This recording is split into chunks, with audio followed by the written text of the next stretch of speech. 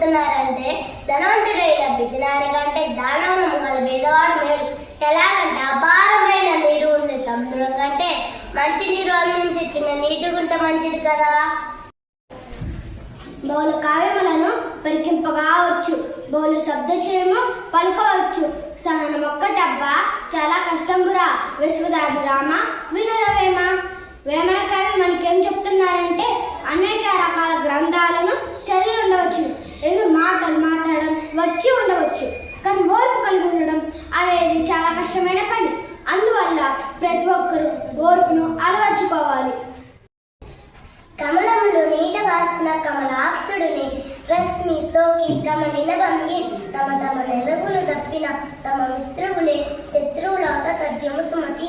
వేమన కవి మనకి ఏం చెప్తున్నాడంటే తామరలు తమ నివాసమైన నీటిని వదిలితే తమ మిత్రుడైన సూర్యుడిని వేడి చేత వాడిపోతాయి. అలాగే మానవులు కూడా తమ స్థానాలు వదిలి ఉండకూడని చోట ఉంటే తమ స్నేహితులే శత్రువులు అవుతారు. ఇది నిజం. దేశ సేవ కంటే దేవతార్చన లేదు, స్వర్గ పరద కంటే చావు లేదు, సానుభూతి కంటే స్వర్గము లేదు. తెలియక సుగుణజాల తెలుగు వారు. వేమన కవి మనకి ఏం చెప్తున్నాడంటే దేశానికి సేవ చేయడం కంటే మించిన దైవ పూజ లేదు.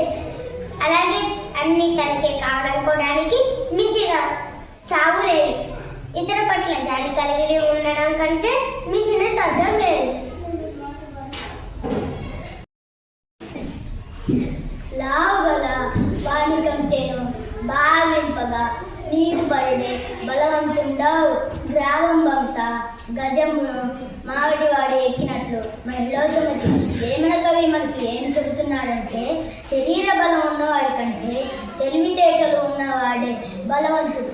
ఎలాగంటే కొండలా ఉండే ఏనుగు సైతం మావిడివాడు అవలీలుగా రంగు తీసుకుని నడిపిస్తాడు కదా. కాయకమతే మొక్క టవాసే కన్నట్టు దాని బలిమిన ఎంత అయినా ఊడు గడ్డి వెండి పెట్టి కట్టరా ఎనుగు విశ్వదాభిరామ వినవేమ. వేమన కవి మనకేం చేస్తున్నాడంటే కాయకమతే మొక్కటే ఎప్పుడు అవసరం, దాని బలం వల్ల ఎంతటి ప్రయోజనమైన చేకూరుతుంది. గడ్డి పరకలు బలహీనమైనవి అయినా వాటినన్నిటినీ కలిపి వెండి పెడితే ఆ వెండితో పెద్ద ఏనుగునైనా కట్టవచ్చు. అనగనగా రాగా మత్స్యలు చిన్నది తినగ తినగా వేము తీయనండి సాధారణ పనులు సమకూరు ధరలోన విశ్వదాభిరామ వినరవేమ. వేమన కవి మనకి ఏమి చెబుతున్నాడంటే పాడగా పాడగా రాగం అభివృద్ధి చెందుతుంది, తినగ తినగా వేపాకు కూడా తినడానికి తీయగా ఉంటుంది.